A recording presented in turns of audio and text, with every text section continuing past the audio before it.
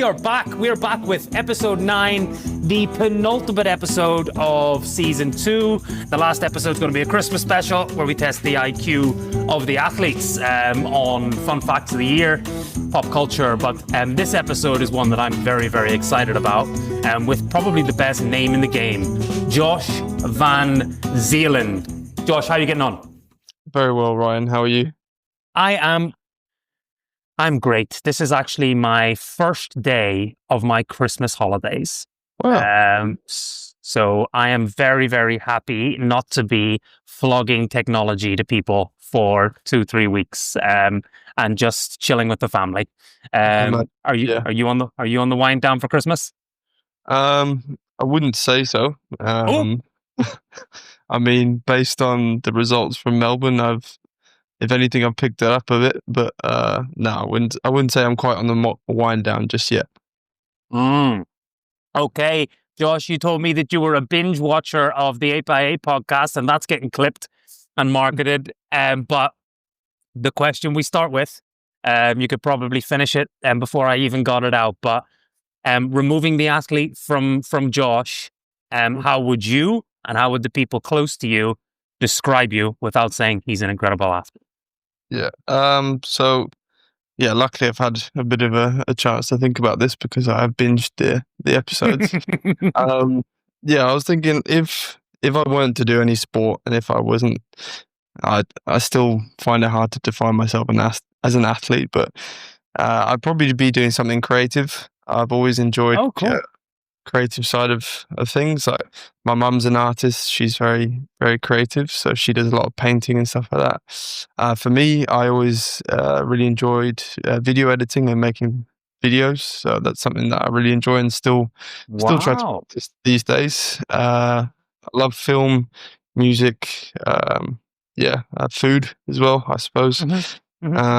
So I'll probably be doing something creative if I wasn't doing something athletic. Yes.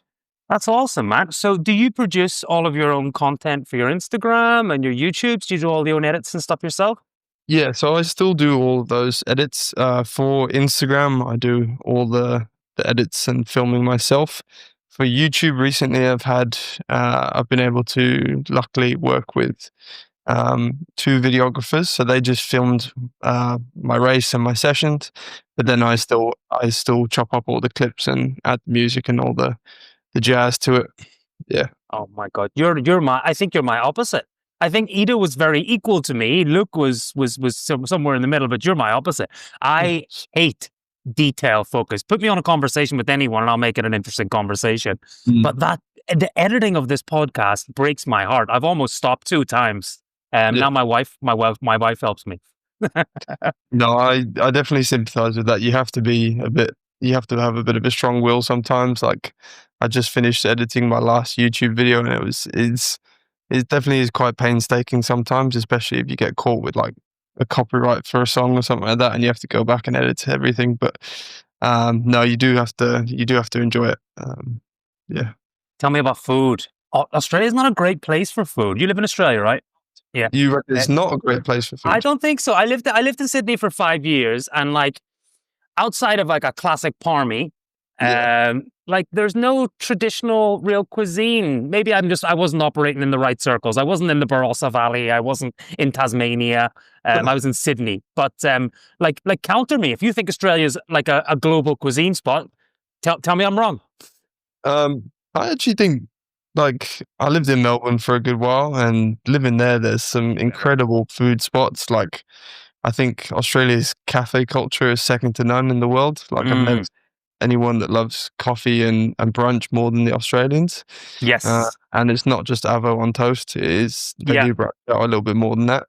But even in the restaurants here, there's a lot of multicultural restaurants going on. A lot of Greek cuisine, a lot of Lebanese cuisine that I really enjoy. So no, I wouldn't discount the Australians on the food too much. Yeah. I love it, man. Yeah, actually, you're making me go back a little bit.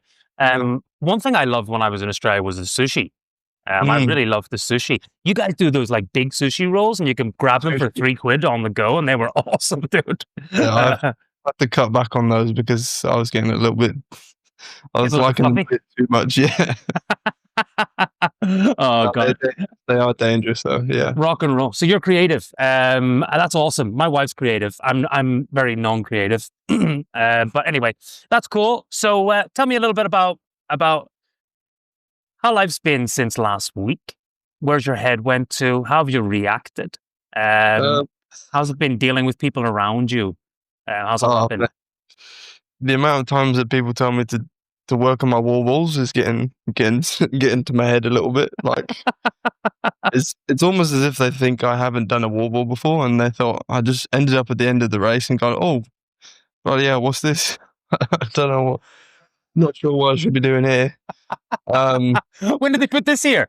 Yeah, just there's literally a comment on my Instagram was like, yeah, mate, better luck next time. Just work on your walls, and it's me like, jeez, I hadn't thought of that one, pal. Thanks. No, but in all honesty, like the whole experience of being around those guys was just fantastic. Like straight away, they were really welcoming. Oh, Like cool. I think one of the first guys that I met was Graham Halliday, and we were just sort of chatting before doing our Amazing. media stuff. And he's a great guy. He sort of definitely helped to calm the nerves a little bit as well, just to realize that they're almost just as nervous as you, Yeah, regardless of how long they've been doing it for. yeah. But yeah, some great guys that are really welcoming. Another one was John Wynn. Literally in the warm-up zone, he came up to me and spoke to me for the first time, and he's talked me down, and he's like calming the nerves, like literally 10 minutes before we were about to start the race. He's So just a great bloke. he's a legend Yeah. here. Hmm. Yeah. But yeah, the whole experience, just HYROX has definitely stepped up their game. It's incredibly Oh, like, professional now. It's yeah. awesome. I loved it. That I want I to do see it again. you got to go into like a locker room and your like Yeah. jersey was there. That must have been a pretty cool moment. It was pretty surreal. Yeah, there's like people with cameras there as well the whole time. It's full shebang. Yeah. Yeah, then they know what they're doing. Did you feel like you'd arrived, or you felt out of place? I wouldn't say that I felt out of place. Like I wouldn't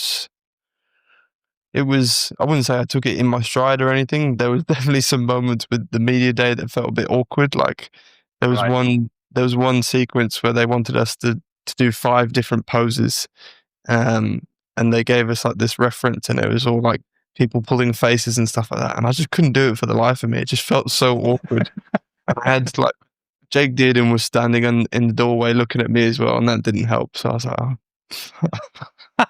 Just felt like a real tool. But yeah, we got past that, and then after that, it was crazy. Yeah. That's awesome, man. And who did you feel most sort of nervous or uncomfortable around out of the Elite 15s? What's Hunter like being around that guy? I've never met him, and I haven't even been 1 degree removed from him. But he seems like he's got a big aura around him. He's What's he like in real life? he's like he's pretty much exactly what you see on social media. He's a big character. He came into the briefing late and then asks like 4 or 5 questions. Like, um, no, he's just a big character. He came in wearing like a sleeveless t-shirt, the smallest shorts you'd ever seen, and then these work boots. Yeah, you get what you get with Hunter, but That's awesome, man. Listen, that just sounds like the most incredible experience, man. So it it's pretty does, awesome. and you'll probably be doing a lot more of that over the next few years. And okay, cool. So for the people that don't know you, and there's probably a few, like you have came out of nowhere, a bit like Luke, who was on the last podcast. Yeah. I'm sure you've been working very, very hard for many years to get to where you are as an athlete. But let's start right at the beginning. You kind of have a funny background. Like any article I read says Luxembourg, but your flag on high result is England, and now you live in Perth. It's all a bit of a um, it's hard to piece together. So where did it all begin? Where were you born? I was born in London. My mum's Okay. English and my dad's Dutch, hence the Van Zeeland. We lived in London for only 2 years, and then we moved over to Luxembourg when I was 2 years old, and I Yeah. pretty much grew up there. I lived there throughout all my high school, and then once I finished high school, I moved to the UK again. I studied at Cardiff Uni, Yeah. where I did my bachelor's, and then after I graduated from my bachelor's, I moved to Australia to start my master's, and I've been here ever since. So yeah, it's been a bit of a weird sort of transition. Um, with the whole flag thing, I initially wanted to represent Luxembourg because I thought it was a bit cute because I had played rugby for Luxembourg internationally. I thought, Did you? yeah, I thought it'd be pretty cool to sort of carry that on, but thinking that maybe Luxembourg would be pretty interested having someone that's not bad at HYROX doing quite well with the Luxembourgish flag behind them, but Yeah. they didn't give two shits pretty much. And then I was just like, I'm just going to make it easy for myself. I'm just going to say that I'm English because I got a British passport, so it just made sense. Right. Okay. Interesting. And so yeah, Dutch dad. You said your mum was English, right? Yeah. English mum. Cool, cool, cool. How were the early years growing up in Luxembourg? I guess. Yeah. It's like, I don't know if you've ever visited Luxembourg. I wouldn't I have. necessarily recommend it, but it's a very small, very safe country. Not a whole lot going on. But yeah, I suppose my introduction to sport was quite a lot different compared to people that grow up in the UK or Australia even. We, like in Luxembourg, there's not much of an emphasis put on sport whatsoever. Like in schools, there's no like sports teams or anything like that. You have PE and that's pretty much it. Right. But my dad was heavily into rugby and always has been. And so he got me playing rugby from a very young age. From about 4 or 5 years old, I think I was at the local rugby club. Where Yeah. there was only one rugby club in Luxembourg at the time, I think. Yeah. So I had to run around with kids that were 2 years older than me. So that was Yeah. a bit of a baptism of Character fire, building. introduction to the sport. But yeah, we sort of had school life and then rugby life, pretty separate all the way through up until high school, pretty much. I played a few other sports, but never really stuck it out as much as I did with rugby. Funnily enough, I actually did fencing for a while. That was a bit Oh, look, one of those ones. Oh, that's yeah, awesome. yeah. I don't know why my mum wanted me to do that for a bit, just to make me seem extra posh for some reason. But then, gave that up pretty quickly after one of my mates came into it, and he was a lot taller and lankier than me, so he could jab me quite easily. And I said, "Nah, fuck this, I'm going to go back to rugby." But yeah, I played rugby. I got really into rugby around like 14, 15. That's sort of kind of the age where you can get selected for Luxembourg under 16s, and then you move up into Luxembourg under 18s. Yeah. And that was quite a big deal for anyone playing rugby in Luxembourg at the time. And then there was pretty quick pathways from getting from there into the under 20s, and then from there you get to represent the national team at men's division. So Amazing. we moved through that pretty quickly, me and my mates. With the under 16s, under 18s, and under 20s, you get to go to European championships, which is pretty cool. Like we traveled, Nice. and most of the time we would go to like Eastern Europe to play these competitions. We went to Czech Republic a fair few times. But also with the under 18s, we got to go to Lisbon in Portugal and Toulouse in France. So you Yeah. get to go to really, really cool locations to play sport. Nice. Yeah. And I think that sowed a few seeds in my mind and made me realize that I actually really enjoy the aspect of traveling for sport. And that's kind of what I like with HYROX as well, is that, you have races all over the world and you get the opportunities to travel to these unique destinations and race as well. Yeah, it's cool. Which I really like. But yeah, so carried on playing rugby all through uni, all the way up through to my masters, and then around 2023, I had a pretty bad ACL injury. I tore my ACL, and then kind of fell out of love with rugby anyway at that point, and just decided to do something completely different. Just train for fun for a bit. Just stick at running. Did half marathons and marathons, and then towards the end of last year, I found HYROX, and then did my first open. And then that was that. And the rest was history. Cool, cool, Correct. cool. So you referenced a few times there that perceived as potentially being posh. Like, did you come from sort of a well-to-do background, or was it sort of spit and sawdust sort of upbringing? Like, how was it? Yeah, look, I'd love to say that I was a bit of a spit in sawdust upbringing, but it definitely wasn't. living in Luxembourg, living in Luxembourg is not spit in sawdust in any realm, no matter how you try and spin it. Yeah. It's very, very, I wouldn't say sheltered, but Luxembourg is definitely a bit of a bubble. There's Right. very low crime rates or anything like that. But I would say I understood the value of hard work from quite a young age. Yeah. Remember, Like dad or mum? my dad was Yeah. my rugby coach growing up, so Gotcha. summers were pretty much pre-season from a pretty young age. So yeah, we used to go to France for pretty much every holiday in Hmm. Brittany.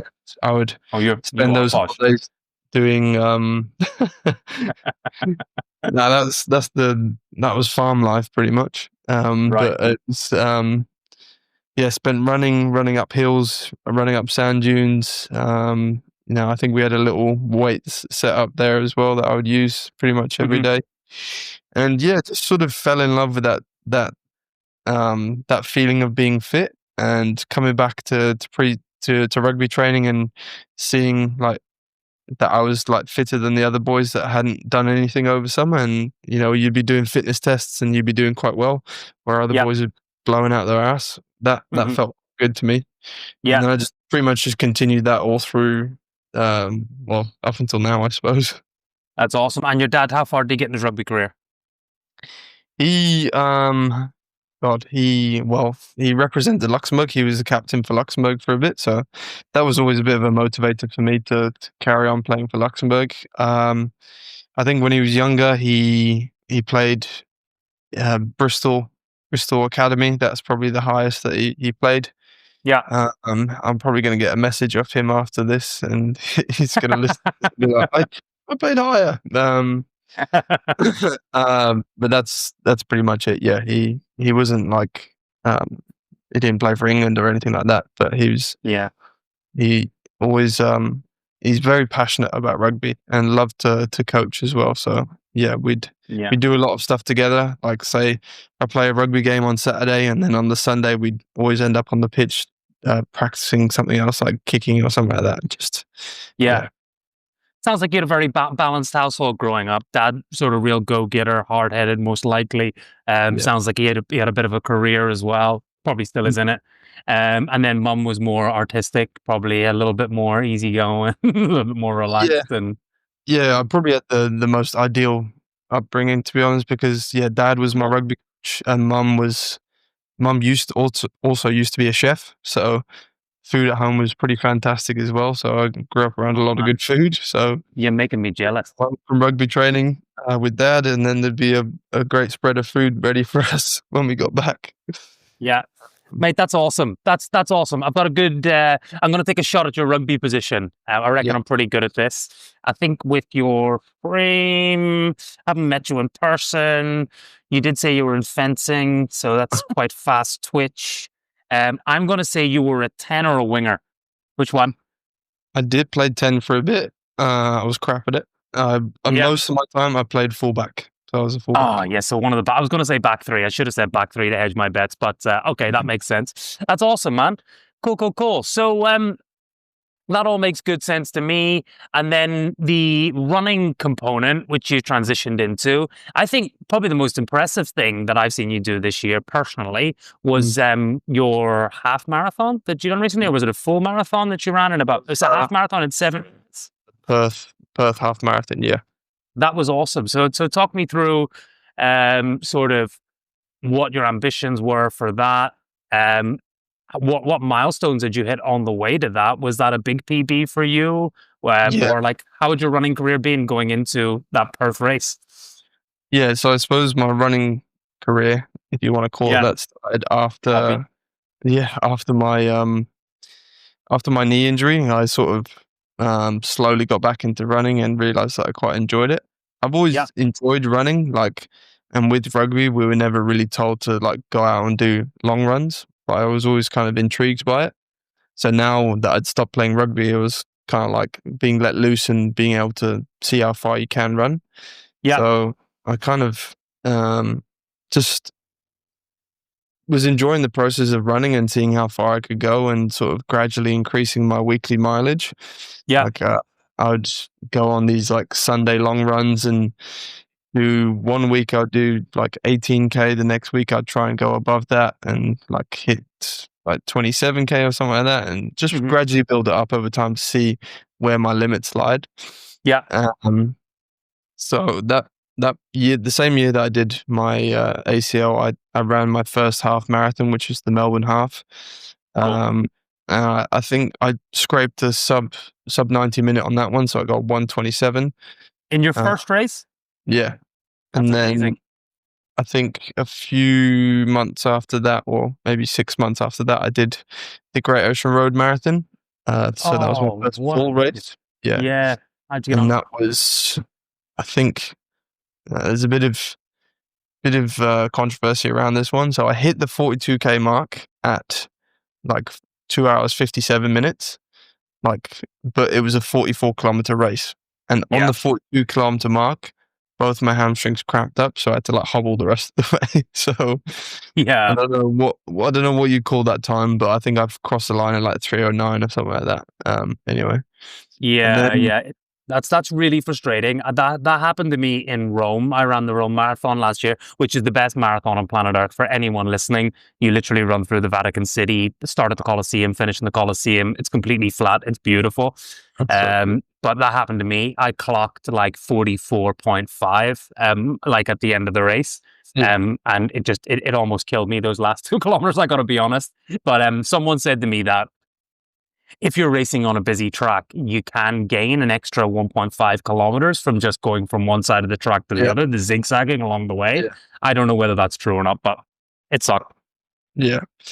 I suppose, yeah, for that marathon, I didn't really even follow a proper training block as well. And then afterwards, I did the Melbourne Marathon. So the full one, I trained properly for that for like 13 weeks, maybe. I stuck at a consistent training plan for like those 12, 13 weeks, and it was really hard. Probably the hardest I've ever pushed myself for training. Yeah.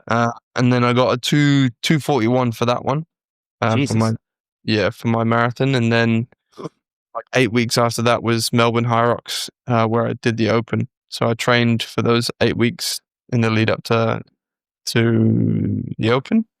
Yeah. Ran a 56:47, I think, in the Open, which at the time was an APAC record, so the Asian Pacific record for the Open. In a roundabout way, to sort of sum up your question about the half marathon, it was kind of like a confidence builder after Perth, because I went into that race a little bit sick. I had like the flu like 2 weeks before, and it was really messing with my breathing. So I wasn't feeling 100% for that race, and had a result that I wasn't too pleased with, and was trying to build back up fitness. And then we saw that there was the Perth half on, and I was like, I know my running's good. I want to see what I can actually do, like a half. And we sort of discussed that with my coach. He said, yeah, just go out and see, like run freely pretty much, see how you go. And I found a small group early on. One guy that runs for Australia shot off. I think he ended up with a 65-minute half. And then afterwards, there was like a small group of 4 of us that ran pretty much the whole way together. And then slowly there was only 3 of us. And then, one guy pipped me in the last 2K or something like that. And then, managed to get a 1:10:43, I think. So I was really pleased with that. That's crazy. Yeah, that's absolutely wild. All right, cool. So let's spice things up a little bit. Let's hit you with some hard hitting questions. We'll start pretty easy. Bearing in mind, I did write these 3 days ago, so I don't know what's coming. I'll be as surprised as you on some of these. and I might have been having a beer when I wrote them. So let's see what we've got. All right, good. Oh, this is safe. Being a part of Generation 2 of HYROX, where do you think the finish times will be at 2030? It's got to be like for the pros solos. It's got to be. You'd have to assume it's going to be hitting the sub 50s. I don't know how. He's called it. He's called I it. don't know. Oh, it's ambitious. It's definitely ambitious, but I don't know. I feel like there's going to be some people that are really going to just really dial in on HYROX for the next like 4 or 5 years, and then just absolutely smash the race. They're going to find the perfect training plan, and it's just going to take off. The courses are somehow going to get quicker as well. I don't know. Maybe there's like some scenario where they do it like, you know, how they Kipchoge ran his sub 2, something like that for HYROX. Yeah, I talked about I talked to Alex. Ideal. Yeah. Yeah. I was chatting to Alex about that. I think he's working on something with Red Bull that they're going to go to like, I recommend that they go to like the salt flats where it's completely flat, no wind, perfect elevation. And you've got the stations literally just lined up and you're just running in a straight line forward. And I think that, I don't know, Alex, I'll probably comment on this podcast saying, shut up. But I think they're building towards that. And potentially going to try and take that on. That'd be cool to watch. But gotcha. So the salt flats, Alex, we spoke about on the podcast about Red Bull potentially putting the ideal scenario together, like the Kipchoge scenario, and we just line up all the stations in a direct line, and it's completely flat, and there'd be no one on the course, and you just gun it. So I think they are working towards something like that. He'll probably comment, what I was saying is he'll probably comment on this saying, shut up, we haven't launched this or anything. But I was giving him some tips on where to run it around the world because there's only so few places where you can have a clean stretch. Yeah, that'd be pretty cool. I'd love to see that. That'd be. You're familiar with the Brownlee brothers from triathlon, right? Like legends of the triathlon game. So like in one of the Olympics, the Brownlee brothers ran like, I think within 30 seconds of the 10K record off the bike, right? So they didn't lose that much efficiency after doing a bike leg, which was insane. So the question for me to you is like, there's runners running like way faster 1 kilometers repeats. Like, I don't know, like what's the world record for 1K? Is it like 2:15, 2:20? I wouldn't know. I'm afraid I don't know. Okay, let me see. World record 1K. World record 1K running. So let's see. So the world record for men indoors for 1,000 meters is 2 minutes 11, right? And they don't have to repeat that. And that's fine. So I understand that. So let's say someone, let's look at a 5K record. A 5K record globally now, what is it? Is it 12 minutes? Is it around about 12 minutes? So they're averaging, let's say 2 minutes, let's say they're averaging 2 minutes 30 to run a 5K at the highest of levels.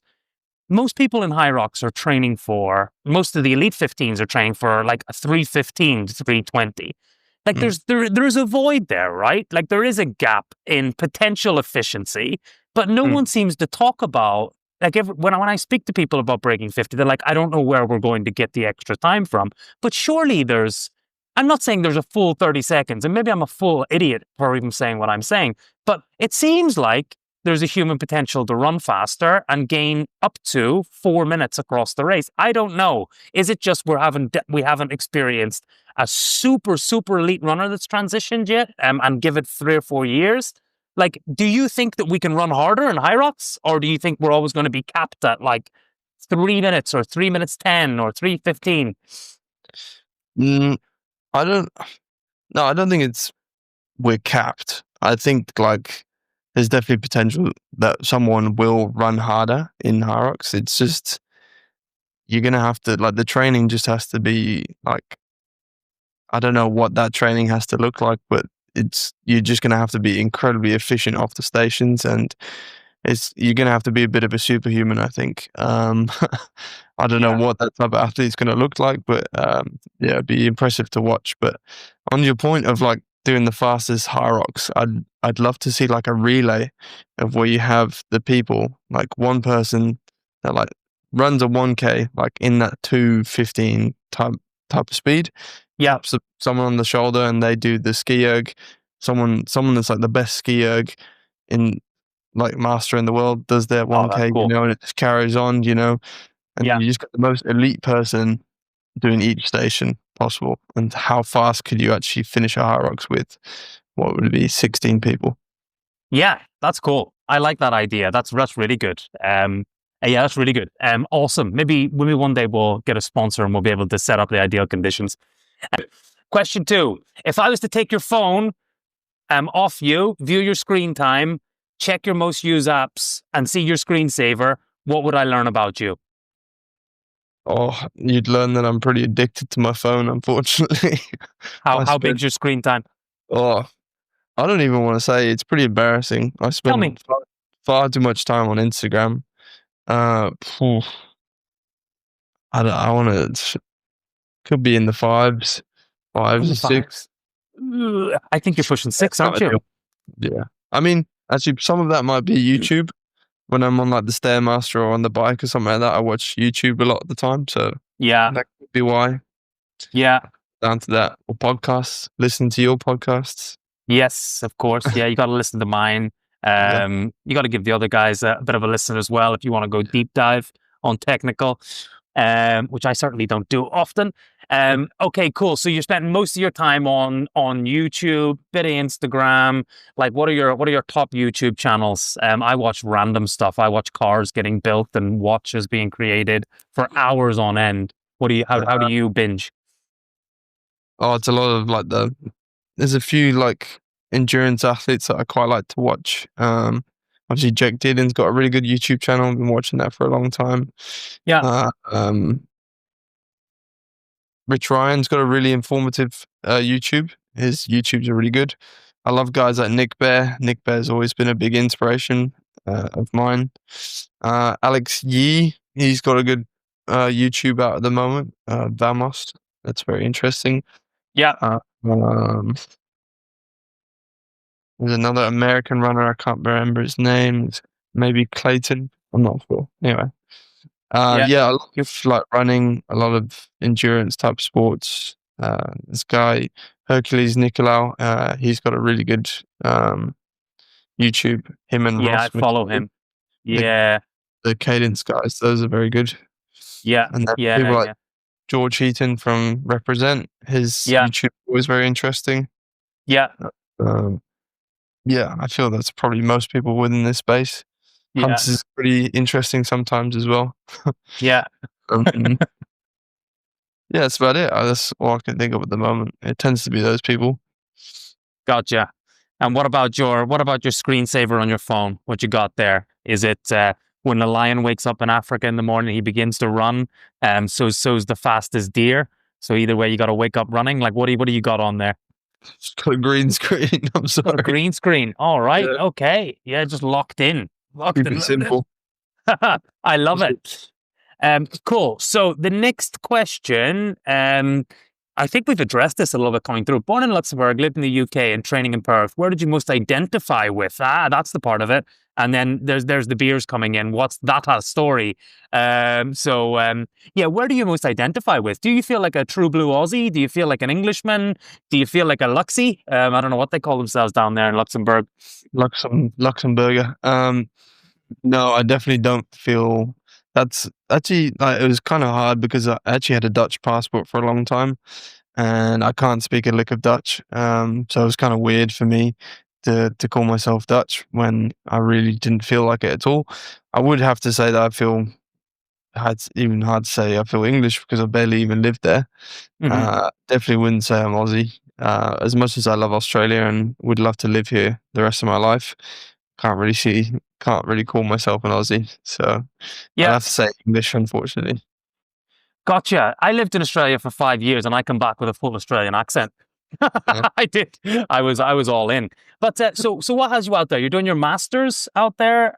What are you doing your masters in?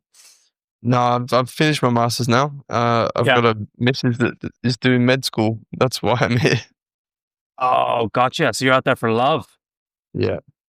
Gotcha. And it's just you and the missus out there? Your family's out there with you, or like what's the No, setup? it's just me and my missus. Yeah. Yeah. Gotcha. She's from Perth, so yeah, we moved back here for her med school. Listen, it is a golden ticket falling in love with an Australian woman and getting to live in Australia. It really is. I'm trying my best. Yeah, I'm trying my best. Get Josh a green card. That's why your phone background's green. You want a green card. That's the goal. I remind myself every day. Okay, cool. What do we got next? Oh, I don't like this question. If you were to sustain serious injury and could not compete, what would be your backup plan away from sport at this point in your life? I'd probably go down that creative route, you know. I'd do something, whether it's video editing or maybe really get into my food, really blow out. Smoking cigarettes and being in the pub all day. It sounds pretty good to me. I don't know, maybe turn into like an Anthony Bourdain type. I'm not sure, but Oh, look out. Big shout out to Bourdain.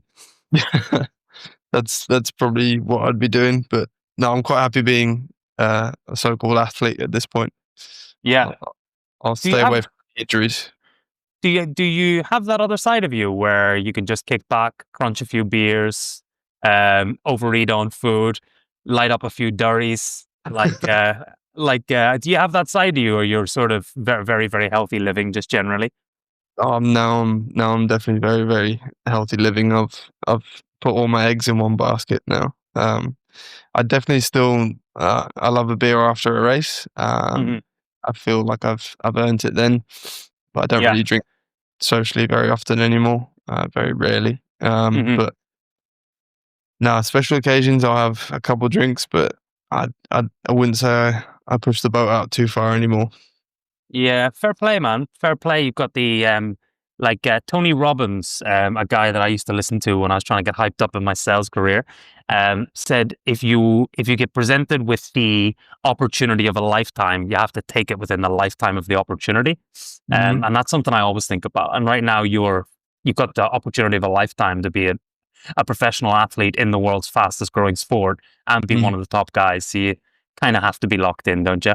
Yeah, I've pretty much tried to leave no stone unturned. So it's like I've tried to clean up my diet as much as possible. I try to cut out alcohol, try to fix my sleep and my recovery and all that, you know, and make sure that my training's really dialed in. Yeah.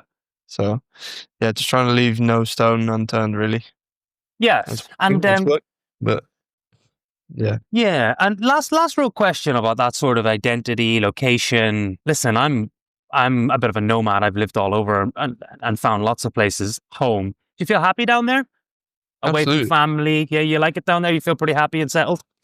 I mean, I've got a pretty small family anyway, but Hmm. my parents came over like maybe last month.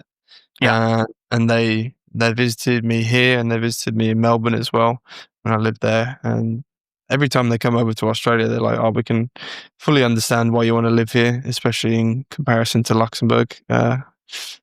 yeah, um, they get why I'm here and they can see what the vision is, and they fully support me. So there is times where you know you definitely miss them, and it is you understand how far away it is to be away from Europe. You know, I've still got family in the Netherlands that I don't get to see very often. You yeah. know, you're lucky if you get one trip to Europe every 2 years. Hmm. Hmm. But you know, that's the beauty of this sport as well. Is you might get an opportunity to travel to Europe a little bit more often if you're lucky.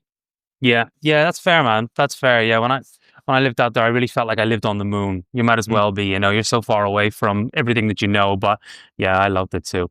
What else we got? Question 5. What do we got?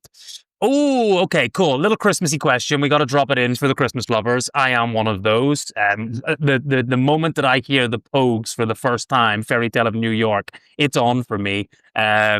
So your ideal Christmas, what does it look like? Tell us a little bit about who you like to spend your time around, what are you going to be binging on, what would you like to drink. This Christmas is going to be very different for you because you're very locked in this time. But how would your ideal Christmas look Are we this saying year?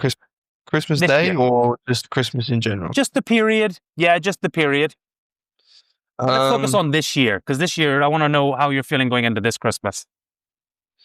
yeah, look, I'm the type of person that likes to train all year round anyway, so I really enjoy training. So I never really feel the need to stop. So Yeah, um, I'm quite happy to carry on with how I'm training.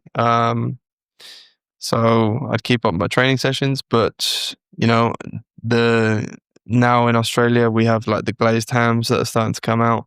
So we go over to my missus's parents sometimes, and there's usually a few leftovers from their dinner parties that are floating about, which is pretty good. yeah, Um, nice. I'd say the Christmas food here is a lot different compared to back home. There's a lot less heavy meals. Like it's more like quite a bit of seafood goes on. Yeah, I've come to love actually. I don't mind a bit of seafood nowadays. yeah, fair play to you. Bit of salmon. A couple of oysters here and there. Yeah, Really doesn't help my posh case, does it? no, you're not selling the spittle Oh God. sawdust. Yeah, we gotta have a rebrand. We need a full branding team to. Saying that last year I did have to whip out a bit of English, and I did make some pigs in blankets. So I had to Oh, bring that look to out! the table last year. So I'll probably do that again this year. You need the pigs in blankets on Christmas Day. Yeah, Uh, um, then I'll probably have a couple of drinks on Christmas Day. Can't miss a Guinness on Christmas Day, oh, and it's maybe good, get man. into it. Maybe get into a Bailey's. Um, Look out! but no, it's probably going to be a little bit more reserved compared to last year. Yeah, Um, but yeah, it's okay. I'm looking forward to potentially being in the mix for Phoenix again. yeah, So I'm just trying to put a plan together for that, which is really exciting. So hmm to me, it's worth it. I don't yeah, mind picking up a few drinks, a bit of. I probably won't even miss out on that much food with the amount that I'm training. I still get to eat wherever I want. yeah. No, So hundred percent. it's not that much of a sacrifice to me, really. Yeah, listen, I get it, man. I just love the end of the year. I Mm, really do. I like to take stock of sort of things that happened and how mm, far I came. And I like the idea of planning for a fresh year ahead. There's something about that which is just really cleansing. It's like a cold ocean dip. It's just like, all right, let's fucking go. 2026, what you got for me? Let's rock and roll. And you must be so excited because a lot of the stuff you've been thinking about for the last year, now you're going to be doing in 2026, i.e., racing in the Elite 15 and becoming a recognized face within the sport and all those great things. So, yeah, man, I'm sure it's going to be an exciting time for you. All right, cool. This is a different question. So I've on Instagram, I speak to your coach quite a bit, and he was actually recommending that I have you on the podcast for about 6 months. So he's a big fan of yours. It's Chris. Is it Chris Byan or Chris Byer? Chris Baines. Yeah. Chris Bayans. Yeah. So yeah, this question is there's a few coaches in the HYROX space, and Chris isn't one of those. But they try and take a lot of the accolades for what the athlete is doing. Mm. So my question to you is, and you're a straight shooter, how important is the coaching element versus the athlete and what it is that he needs to get out of the sport element if you were to weight it? I don't want you just to give me a percentage, but how's your relationship with your coach? How much does that help you finding the right coach? Then secondly, you can't polish a turd. You Mm. need an insane athlete with an insane willpower and so on and so forth. I'd like to hear your thoughts on that. Yeah. Well, Chris likes to give the idea that all he really does is, he gives you the tools to achieve your highest potential, but you have to go out and do it. It's kind of like you can lead a horse to water, but you can't force it to drink type thing, Um, he, he's a very good coach in terms of programming. He's obsessed with the sport and like strength and conditioning in general. He's constantly listening to podcasts, educating himself, and writing these. He spends so much time programming and writing these programs to elevate his athletes in the best way possible. Yeah. Um, but you need the buy-in from the athlete as well in order to to, adhere to these programs, and that doesn't mean just going out and coasting through these sessions.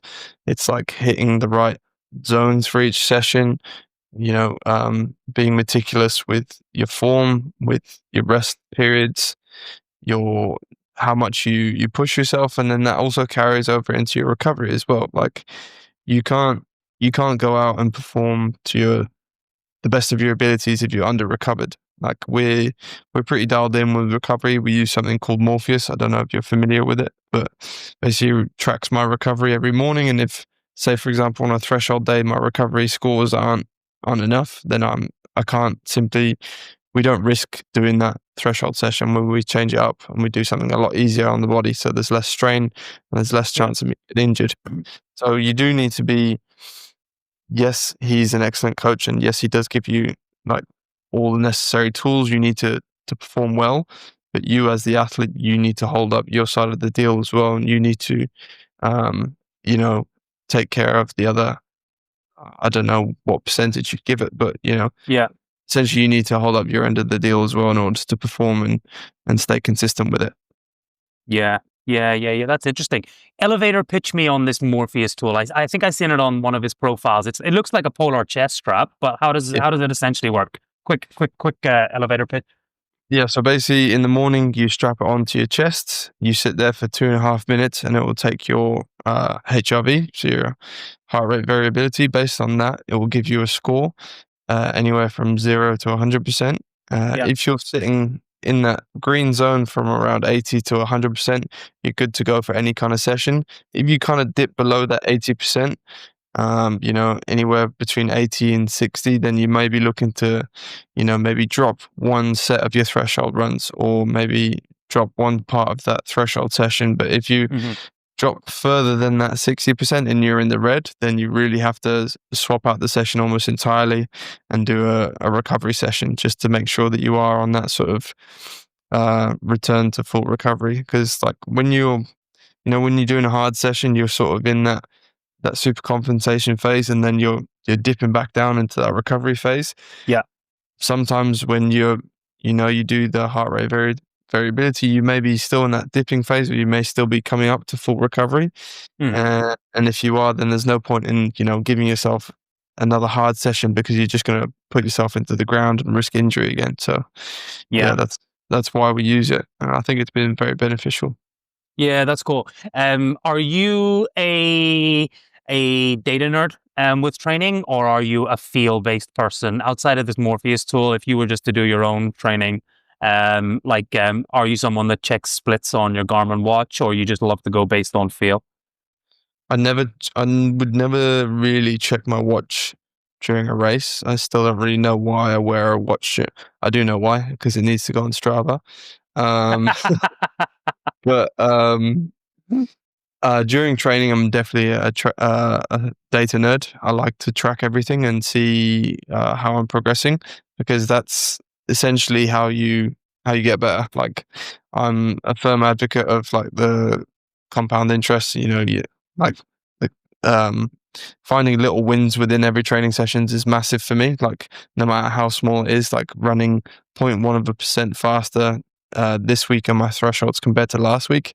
If you do that every week, you'll be running like way faster. And I think a lot of athletes overlook that. They sort of coast a little bit and just go through the motions. But now, especially, I've been really dialed in with that sort of stuff, and it's paid dividends. I have, as I said before, I left no stone unturned, and that includes being a bit of a data nerd and I'm a bit of a nerd about fitness in general. Like, I love learning about it as well. So it's paid off, I suppose. Yeah, no, 100%. I used to coach at a gym in Singapore. And I had some amazing coaches, ex-Olympic athletes. The idea was get a bunch of white people, take them to Singapore that are ex-professional athletes, and let's sell very expensive personal training to the elites out there. And the model worked very well. And I worked in that gym, and I just got to be around some amazing coaches and athletes. And one thing that I would see is, like, if we use a barbell squat as an example, they never put on like a 5 kilogram weight increment for a Mm. client 1 week to the next. It would always be like the white 1 kilogram plates. And Yep. then you just seen like 10 weeks later, they were now squatting 110 kilograms when they were doing 100 like 10 weeks before with the same efficiency. And just Yep. visually for me, that always stuck. That you go towards the sort of the larger plates for jumps. Yep. But it's those small 1%, the progressive overload that really, really accumulates. I've never been good at that as an athlete myself. I go for bigger leaps and then I'm generally out of sport for about 6 months because of something. So learn from Josh on this one. 100%. I think that's the thing that I've learned the most, and that's how I made the most progress. Is like not ignoring the little plates, as you say. Yeah. Metaphorically or physically. Yeah. That's cool. Don't ignore the little plates. Okay, this is the hardest hitting question. I'm preempting you, so deep breath. Like a fighter jet, but it's coming hard. Okay, cool. In a recent article of RTL Today, you said the words, "I don't deserve to be where I am." Do you think this negative self-talk cost you your ticket to Stockholm last week coming into the wall balls? Do you think you could have done any more with a positive mentality? Did you think you deserved to be in the Elite 15 at that point in the race? To be honest with you, like when I was in third, like I was running around and I was a little bit like, oh shit, what am I doing here? And then I was like, I better hold on, because I was in third for like a fair chunk of the race, and I was like, Yeah. I wouldn't say I was like stressing out about it, but it was kind of shocking. I didn't expect to be in that position so early on. I tend to like build into the race, and maybe around the lunges, I thought maybe I'd be in that position if I was lucky. But I was there a lot earlier than I had expected. Look, when I was in the start tunnel and I was in the warm up zone with those guys, I didn't feel like I was out of place. Yeah. I kind of had that realization that this is where I wanted to be and this is where I deserve to be. I put in a lot of hours of training and this felt right to me, and I want to be back there. In all honesty, I'd love to compete with the best, and I had a great time like chasing Hunter and Tim around that track, and I want to do it again. Hopefully, maybe be a little bit closer to them next time. But no, I honestly loved the whole experience. It was fantastic. I would say that I deserve to be there, and I do want to be back there again. Yes, just within, and I have to do you the best duty by asking these questions to like really get to the core.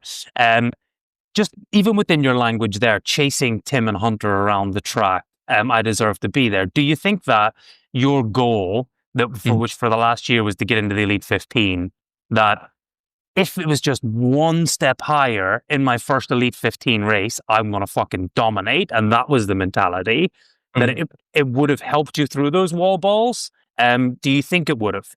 Do you think that you'd got there and you're like, I'm fucking in it. I'm doing it. I'm in the Elite 15. I'm in third spot. This is fucking great. Do you think you kind of accepted that rather than pushed on in any way? And do you think a mental framing or a mental coach might help you just really go? I love Tim, and I don't really know Hunter, but like, fuck these guys, man. I am just as good a human being as they are on any given day. Like, I'm going to go out there and compete with Hunter and Tim, and I'm going to push the pace on Hunter and Tim. Like, do you need to cross a bridge there mentally to really push for the top spots? This is a very good question. If I think back to the race, it's not as if I put these guys on a pedestal. Like, I don't see why I can't be competing with these guys. I don't see why I can't be up there with them. I think I proved that I do have potential to be up there. Like, I've only been in the sport for a year, and and I was in third place for a good chunk of the race, and then forgot how to do wall balls. I think potentially you're right in saying that there was maybe a bit of mental framing where I kind of maybe gave myself a bit of an out, like, oh, it's actually okay if I don't finish where I want to, because it's only my first Elite 15 race. Like, I'm allowed to mess up a little bit here. But I didn't want that to happen. I wanted to finish strong, and I going into the race, I was like, I want that podium spot. Like, I want to be I want to punch my ticket to Worlds. Like that Yeah. was my goal going into the race, and I wanted to be up there in the top 3. Yeah. So it's not as if I didn't want it, but potentially, yeah, when it came down to it, it was just let the foot off the gas a little bit there. But Yeah. I don't know. I think I have thought about the idea of like hiring or looking at some mental coaching, because I do think it's incredibly beneficial, especially in this sport. Yeah. Generally, I would say I have pretty good self-talk. Yeah. Good at keeping my nerves cool.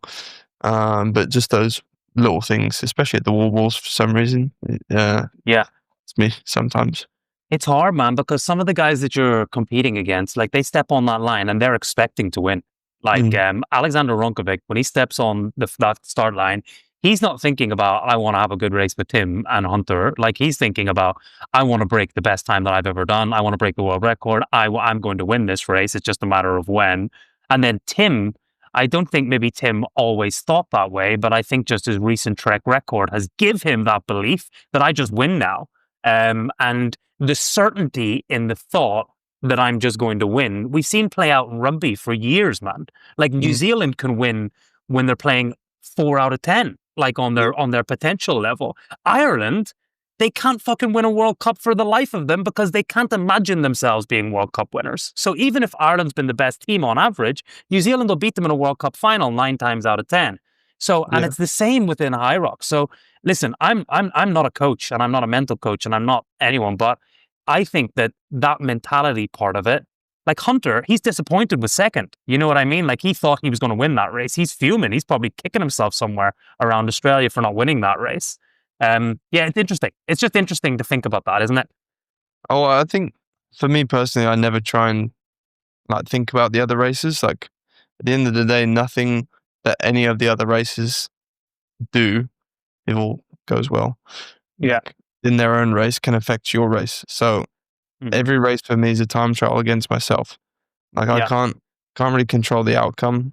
Um, like nothing that anyone else around me is going to do is going to affect the outcome of my race, really. So Yeah. at the end of the day, I'm always racing against myself. And then whatever happens like around me happens around me. Like Yeah. that's just the way that I see it. But Yeah. that kind of helps me mentally as well before the race. Like it kind Yeah. of shuts everything else out. But yeah, no, I do. Of course, there's a competitor in me that wants to be winning, and that wants to be Yeah. at the top, and wants to be like someone that if you see my name on the start line, you're like, oh fuck, I Yes. really don't want to be racing against this guy. Um, Yeah. Yeah. Yeah. Yeah. It was you've you obviously watched the race back. Like yeah, watching the battle between Hunter and Tim was fascinating for me from a psychological perspective. That mm, was a mental warfare between those two. yeah, Hunter was trying to throw his weight around, mm, and sort of does do what Hunter does. I'm going to lead from the front. You're going to break under pressure, and mm, then Tim just sat back, ice cold, executed on race strategy. And it was a huge mental battle between them two. I found the whole race fascinating. And I mm, think that this sport without Hunter McIntyre, it's going to take a long time to produce a star like that guy. He is just such a character and such a competitor too. mm, I really loved it. I really loved that race. And I loved the battle between you three as well. mm. So I did Charlie, you, and who was the person that was in the mix of Sure. that? Sean Noble. Yeah. That was fascinating because those were the guys trying to gain that belief that they can do it at the absolute highest of highest levels too. So yeah, anyway, that's that. And then as a final book note, anyone Mm, that says go work on your wall balls is a fucking idiot. Like it really is because like it's at the end of a race where you've just maximally exerted yourself. It could be a fucking throwing a ball into a hoop. mm, So it could like it's if you've got nothing left, you've got nothing left. Like it's yeah. just it is what it is, right? Um, okay. Cool. What do we got? Last question. Oh yeah, this is a good one. What's the one workout that makes you stay on the end of the bed staring at your shoes, and why that workout? Like, what's the one workout that you just go, oh fuck?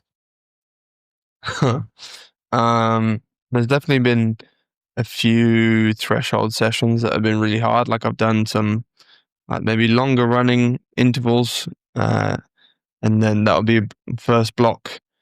with some like sort of interruption. So say you do like a bit of like running interval into like maybe sled push, then back onto the treadmill to finish off, and then block 2 maybe like it's usually something to do with ski. I absolutely hate doing long ski intervals. I remember there was a period where I was doing like 4 by 5 minutes or 5 by 4 minutes on the ski at threshold pace, and like with the minute rest in between, and I'd dread those sessions. Yeah, I can't lie. I really dislike the ski erg. I hate that those sorts of threshold sessions on that. I don't mind the rower. The rower is fine for me, but the ski erg is just the bane of my existence. Yeah, man. Okay, rock and roll. All right, so that's the final question. I've got a little question for you. Yeah. So I'm at the moment I'm doing all my training on this assault bike while I recover from my injury last year. And every month, my goal for this year is just for an hour to cover maximal distance. Yeah. What do you think you would do in an hour on an assault bike? The Echo bike. That's a good question. Have you used it much? I've used it before. I was on it today, actually. I really don't know. I wouldn't know how to like pace it, like in terms of. I look at the watts more than anything when I'm on it. Yeah. Threshold infill. So I really. Honestly, I couldn't tell you. Yeah, it's interesting. Yeah, I'm trying to see what a good 20K out of the question. Would that be too much? That'd be way too little. So I'd say I'm saying my VO2 max at the moment as I rebuild is only about 48 or 50, and I like this morning I done 29 kilometers in an hour. So I'd say you must be somewhere like I think probably for you guys doing 40 or 38 would be insane. Yeah, but I'm going to do a little competition on the podcast channel to see who can cover most distance on the Echo bike over the Christmas break. Okay, it sounds miserable. I do 100% of my training on it. Yeah, but anyway, oh god, there's the lighting gone. We're wrapping up. We're coming to the end anyway, mate. And I can see you've had a pretty long day as well. So let's punch through. Yeah, sorry, the light's gone a bit funny. Yeah, so just turn that one on. There you go. Yeah, you're all good, mate. All right, cool. This question is from Luke Greer. He said, "What did you do differently? What do you do differently, and what changes did you make to go from the Pro Division to the Elite 15? What changed in your life?" That's from Luke. I'd like to preface this question. Actually, I'd like to apologize to Luke Greer if he thinks that I was making him be a fanboy and getting him to take my picture. I'm just joking. Oh, that's so funny though, because I remember that as well. And I listened to that podcast this morning and I was like, that's true, that was you. That's very funny. I'm a shit starer. Luke was cool about it. I stare shit. No, it was good. He actually took some good pictures as well. He knows his way around the camera. Right, what did I do differently? As I said before, like I put all my eggs in one basket and I really left no stone unturned. And I think the main thing is just consistency and then finding those little wins and, as you said, not ignoring the little plates. Yep. You know, that's been a major thing to see, like consistent growth over time and not ignoring them, you know, not ignoring those little wins that you have every session. They may be small at the moment, but the more of those that you can stack up, then, you know, that's just going to pay in the long run. Yeah. Cool. Question for the next athlete. Question for female Elite 15 athlete to be determined, which will be on next week's podcast. Okay. As Kat Parnell. Oh, yeah. She was in the media day with me. I suppose she had a similar situation to me. I think she only just missed out on qualification as well. Am I right in saying that? She came sixth, just behind Sinead Bent and Jess Petrov. Yeah. So I'm pretty sure Lauren Weeks and Joanna Wittrick would have qualified. Yes. Already. Then it was Lucy, Jess, and Sinead. So she missed out by one spot. You're right. Yeah. Yeah. So I guess my question is, what are you gonna, or how does it feel to have missed out by one qualification spot? And what are you gonna do to bounce back for the next race. I love it. I love it. Yeah. I'll send the message on. That's great. The last question is help for and I think I'm going to change this question because the answer is becoming quite similar from all of the athletes, which is run more. But for the average population, let's say they're doing a 90-minute HYROX right now and they want to get to a 120. What's the one thing that they need to work on to cross that void, from your opinion? I think it's what we've mentioned a few times today is build that consistency and not ignore the little plates. Find those small wins that you get with each session. Yeah. And try and enjoy it as much as possible. People put way too much pressure on these races. I understand that's something that you train for, and we don't get an opportunity to train for things like big events nowadays that often. But you have to enjoy the process in order to stick at it. If you don't enjoy it, then you're not going to adhere to anything. So try and find a way that you can enjoy it. Like if you're someone that just wants to race the race for fun, like do it with other people. I think you have to find some sort of enjoyment out of it, whether that's changing your training environment or your training partner or your coach or whatever it may be, just find some enjoyment out of it. Yeah. Take the pressure off yourself as well. That's cool, man. And lastly, so where can people find you? How do you want people to reach out? Are you a fully professional athlete looking for sponsors right now? All those types of things. This is your opportunity to sort of let people know where to find you, how they can support you, how can they cheer you on. So on Instagram is josh.vanzeeland. YouTube as well, Josh Van Zeeland. Got a few videos out now. Trying to build that up a little bit as well. Yeah, we'll give you a share. And then I'm not by no means fully professional. I train a lot, but I'm not fully professional. I have a coach. I have a small group of athletes that I'm very happy with at the moment. And unfortunately, I'm at full capacity. I don't really want to go over the athletes I have at the moment. So I'm not really taking on any more, unfortunately. But yeah, I am looking for brands to work with. So awesome. If brands want to help me out, that would be cool. That'd be damn cool. And stop commenting that he needs to work on his wall balls, you bloody idiots. I'm working on them. I promise I am. There we have it. We've got a well-documented conversation with Josh. Hopefully you understand him a little bit more now. And thanks everyone for tuning in. Thank you very much, Josh. Yeah, thanks, Ryan. That was awesome.